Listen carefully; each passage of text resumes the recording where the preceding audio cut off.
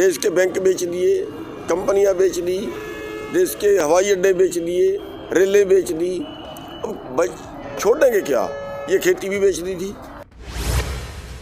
पूरे देश का जो एग्रो बिजनेस था वो 15 लाख करोड़ का कारपोरेट को बेच दिया था। एमएसपी ना मिलने की वजह से किसानों को 45 लाख करोड़ रुपए का लॉस हुआ है। इसका पंजाब चुनाव में आपने इसीलिए की है। किसके हवाले करें देश को? क्या ऐसे गुंडों के हवाले देश को कर दिया जाए जो आंदोलनकारियों को कुचल डालें? क्या उनके हवाले देश को कर दिया जाए जो पूरे देश को बेच दें, पूरे देश को कंपनियों के हवाले कर दें? किसको क्या करें? अब देखिए, देश के बैंक बेच दिए, कंपनियां बेच दी, देश के हवाई अड्डे बेच दिए, रेलें बेच दी। अब छोड़ेंगे क्या? ये खेती भी बेच दी थी। तो देश की जो हमारे देश की जो पोजीशन है वो ये है कि यहाँ पे खाली पेट चलाने का गुजारा नहीं है।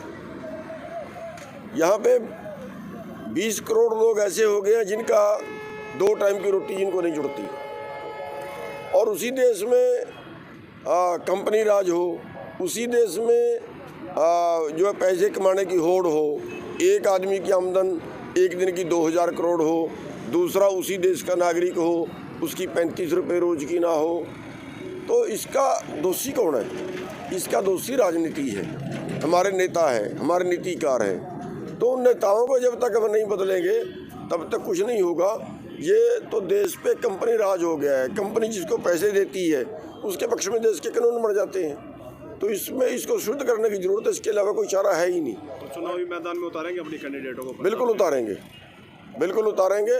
हम देखिए, चाहे हम 100 साल लड़ लें, लेकिन पानी की मारी खेती पानी से ही हरी होगी।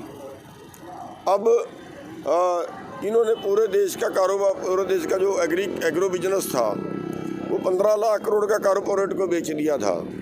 अब उसको बचाने के लिए हम 12.5 महीने सड़क पे रहे। उससे कई महीने पहले भी आंदोलन चला हुआ था, और इस दौरान हमारी 750 किसानों की डेथें हुई।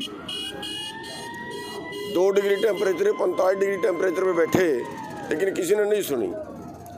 48,000 लोगों पे हरियाणा के अंदर मुकदमे दर्ज कर चुके हैं, जगह जगह पे लाठीचार्ज करके सिर फाड़ चुके हैं। तो उसका हल क्या है? अभी 12.5 महीने बैठने के बाद वो कानून रद्द किए हैं, और अभी साल बाद कोई और ले आए तो हम क्या करेंगे? और उसके पहले भी आप देखो कि लगातार जो आम जनता है, जो मैं आंकड़े आपको दे रहा हूँ कि गरीब और गरीब हो रहा है, अमीर और गरीब हो रहा है, हर साल इसका आंकड़ा बढ़ जाता है, हर साल इसकी खाई बढ़ जाती है। सर, बेअदबी को आप लेकर क्या कहेंगे? जो बेअदबी हुई थी वो कोई साजिश थी या कोई? देखिए, इसकी हम पहली बात तो यह है कि इसकी जो है वो बड़ी गंभीरता से जांच होनी चाहिए। ये दंगे करवाने की साजिश हो सकती है, और हमारे देश में जो है वो दंगे करवा के भी राज करते हैं। ये भी हमारी बदकिस्मती है। तो इसकी बड़े सख्त तरीके से जांच भी हो, और दूसरा चीज़ इसके लिए कानून भी बने कि जो धर्म ग्रंथों की बेअदबी करते हैं तो वो एक कत्ल माना जाए, उनको सजा का प्रावधान हो। पार्टी पंजाब में चुनाव के से लड़ेगी या अकेले लड़ोगे? देखिए, घर से तो अकेले ही चले हैं, अब रास्ते में कौन कौन साथ आते हैं परमात्मा जाने। कैप्टन अमरिंदर का बीजेपी के प्रति प्यार, इसको किस नजरिए से देखते हो? देखिए, स्वार्थ की राजनीति है, तो इनको देश से तो कोई लगाव है नहीं। राज आना चाहिए, देश तो कल मरता आज मर जाए तो कोई बात नहीं है। तो सब सत्ता के लालची हैं। केंद्र सरकार द्वारा 3 कृषि कानून वापस ले लिए हैं, एमएसपी कानून बनेगा या उसमें किस नजरिए से देखते हैं? देखिए, ये तो नहीं पता वो क्या करेंगे, अभी तक तो कोई आगे कदम बढ़ा नहीं है, लेकिन उसकी समीक्षा हम करते रहेंगे।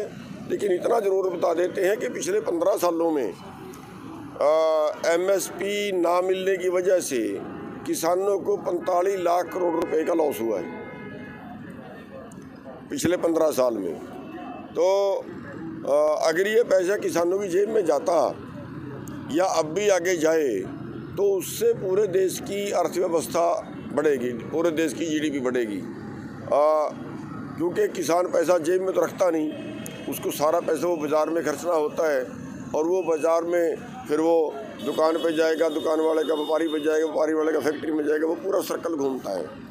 तो हमारी जीडीपी डाउन जाने का ये एक सबसे बड़ा कारण है कि यहाँ पे जो निचले लोग हैं उनकी आमदन कम हुई है और उनके हिस्से का पैसा सारा ऊपर चला गया है।